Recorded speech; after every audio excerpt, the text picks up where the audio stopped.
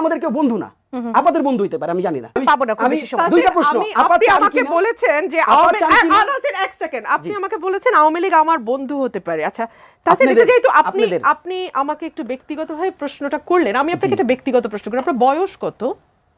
না, আমি এই প্রশ্নের উত্তর আপনাকে দিচ্ছি না। এই মঞ্চ থেকে স্লোগান এসছে একটা একটা লিগ ধরে ধরে জবাই কর। তো তাহসিন বলেছিল যে এটা একেবারেই হয়নি এবং আমি না জেনে বলছি, আমার কানে হয়তো ওটা রয়ে গেছে, বলেছে একটা একটা লিগ ধরে ধরে জেলে ভর। না, স্লোগানটা ছিল একটা একটা লিগ ধরে ধরে জবাই কর।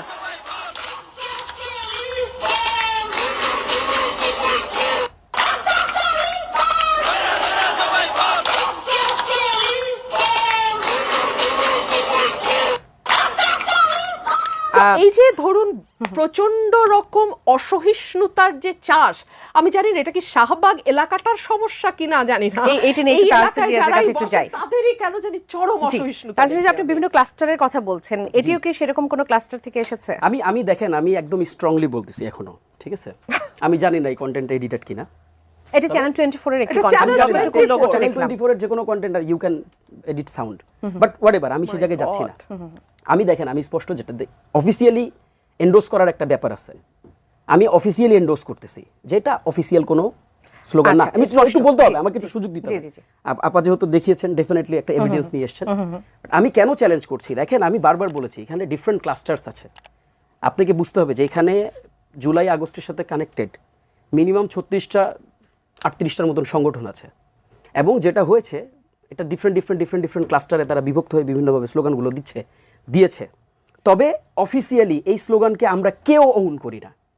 আমি জানি যে আপাতত এটাই জানতে চান যে আমাদের এই জাতি বা আমাদের এই সোসাইটি বা আমাদের এই জেনারেশন যেন এই স্লোগানটাকে ওন না করে। আপার কিন্তু মোটিভেট, আপা যে সমালোচনাটা করতেছেন এটা শুধুমাত্র যে আমাদেরকে মানে ডাউনগ্রেড করার জন্য সমালোচনা, এটা না, উনি চান না যে আমরা এটাকে ওন করি। আমি তো এটাই কাজে আমি এটা ক্ল্যারিটি দিচ্ছি আপনাকে, এই ধরনের জিনিস আমরা কেউই ওন করি না। আচ্ছা, আজকের বিষয়টা নিয়ে একটু প্রশ্ন করি, সেটা হচ্ছে যে জামাতে ইসলাম, হেফাজতে ইসলাম শিবির আজকে সব থেকে সরব উপস্থিত। আপা যদিও তখন বলছিলেন যে জামাত বলেছে যে আমরা দলগতভাবে সেখানে নাই, কিন্তু তাদের উপস্থিতিটাই আজকে স্পষ্টভাবে সরবভাবে দেখা গেছে। রাজনীতির নতুন সমীকরণের কথা অনেকে বলছে এনসিপির সাথে, আপনারও কি মনে হয় যে এটি রাজনীতির নতুন সমীকরণ হিসেবে? আমার মোটেও মনে হয় না যে এটা রাজনীতির নতুন সমীকরণ। আপনি একটু খেয়াল করলে দেখবেন যে এটা রাজনীতির নতুন সমীকরণ। এই ডটগুলো আপনি কোন ডটগুলো কানেক্ট করলে এখান থেকে উত্তরটা এরকম আসতো, যদি আমরা এখানে বিএনপিকে কোনোভাবে প্রত্যাশাই না করতাম, এক, অথবা আমরা কোনোভাবে যদি বিএনপিকে এখানে না ডাকতাম, দুই, অথবা আমরা কোনো না কোনোভাবে কোনো না কোনো টেকনিকে কোনো না কোনো সিস্টেমে যদি আমরা বিএনপিকে অ্যাভয়েড করতাম, তিন, এই তিনটার কোনোটাই ঘটে নাই। গতকাল রাত্রে সার্জিস থেকে শুরু করে এই আন্দোলনের যারা এই আন্দোলনকে এক্সিট করেছেন, এই আন্দোলনকে যারা সামনে রেখেছেন, এটাকে অ্যাপিস করেছেন, সবাই কিন্তু বিএনপিকে ওপেন প্ল্যাটফর্ম থেকে হচ্ছে এটার জন্য তাদেরকে ডেকেছে এবং তাদেরকে বলেছে এটার জন্য আসতে। কাজেই এটাকে আমরা নতুন রাজনৈতিক সমীকরণ হিসাবে দেখতে চাই না। এটা একটা বিশেষ উদ্দেশ্যকে সামনে রেখে, একটা স্পেসিফিক এজেন্ডাকে সামনে রেখে এখানে সকল রাজনৈতিক দল এখানে এসছেন।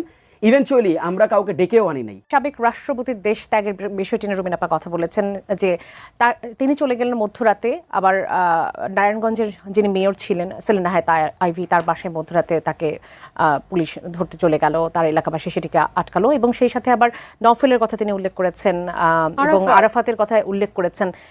এই ঘটনাগুলো ঘটলো কিভাবে, সেটি নিয়ে আপনাদের মন্তব্যের জায়গা। অনেকে বলছে যে মূল বিষয়গুলো রেখে বা অনেক গুরুত্বপূর্ণ বিষয়গুলোকে একপাশে রেখে কি আপনারা শুধুমাত্র আওয়ামী লীগের বিচারটা চাচ্ছেন? আচ্ছা দেখেন, খুবই টেকনিক্যাল একটা মজার প্রশ্নটা, মানে আপা যেটা করেছেন, এই যে কার্যক্রমগুলো ঘটেছে, এই কার্যক্রমগুলোর বিপরীতে বিএনপির প্রতিবাদ কোথায়, আপার প্রতিবাদ কোথায়?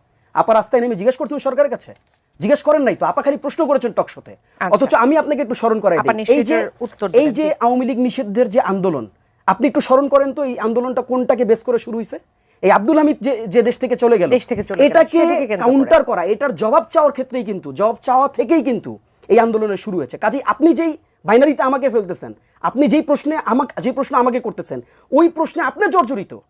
আপনাকে উত্তর দিতে হবে যে আপনি কেন আব্দুল হামিদ পালায় যাওয়ার পর রাস্তা নামেননি। আমরা তো ইন্টারিমের কাছে জব চেয়েছি, আমরা তো ইন্টারিমের কাছে আমরা স্লোগান দিয়ে বলেছি যে ইন্টারিমকে একটা জব দিতে হবে। ইন্টারিম জব দিয়ে তার ঊর্ধ্বের কোনো সরকার না। ইন্টারিম আমাদের কাছে অ্যাকাউন্টেবল।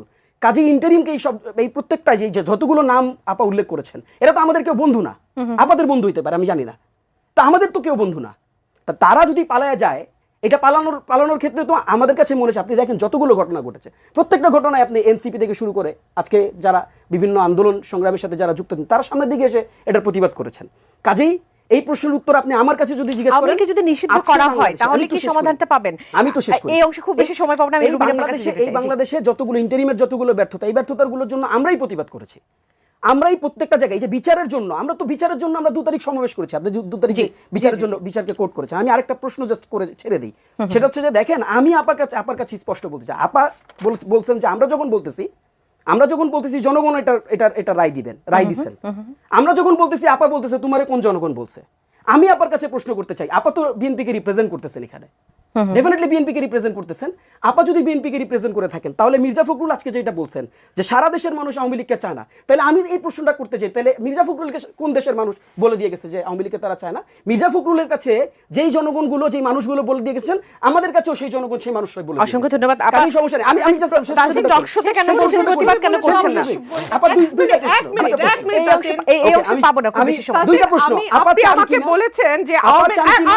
এক সেকেন্ড, আপনি আমাকে বলেছেন আওয়ামী লীগ আমার বন্ধু হতে পারে। আচ্ছা, তাহলে আপনাদের- যেহেতু আপনাদের। আপনি আমাকে একটু ব্যক্তিগতভাবে প্রশ্নটা করলেন, আমি আপনাকে একটা ব্যক্তিগত প্রশ্ন করি। আপনার বয়স কত?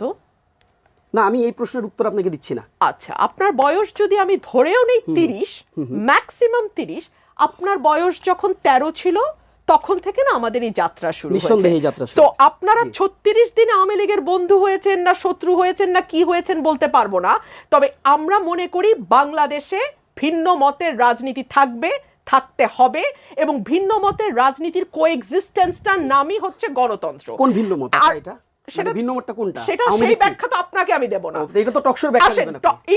আপনার বয়স যেমন আপনি বলবেন এটা তো না, ব্যক্তিগত প্রশ্ন, আমি আপনি সেই যেমন উত্তর আমাকে কেন দিব? ব্যক্তিগতভাবে বলবেন না, আওয়ামী লীগ আমার বন্ধু হতে আমার পারে, বয়স কত? আপনি যেমন বলতে পারেন আওয়ামী আপনি লীগ আমার আপা, বন্ধু আমার হতে বয়স পারে, কত? এটা মিডিয়াতে আপনি যখন জিজ্ঞাসা বলতে করতে পারেন পারেন আমার না। বন্ধু But হতে পারে, আওয়ামী লীগের তখন আমি discussion-এ- আপনাকে এই প্রশ্ন করতেই পারি যে আওয়ামী আপনার লীগের বয়স discussion-এ যখন আমি জিজ্ঞেস 13 করতে ছিল পারি আপনাকে। সম্ভবত, তখন থেকেই আমাদের এই চ্যানেলটি সাবস্ক্রাইব করে আমাদের সঙ্গেই থাকুন।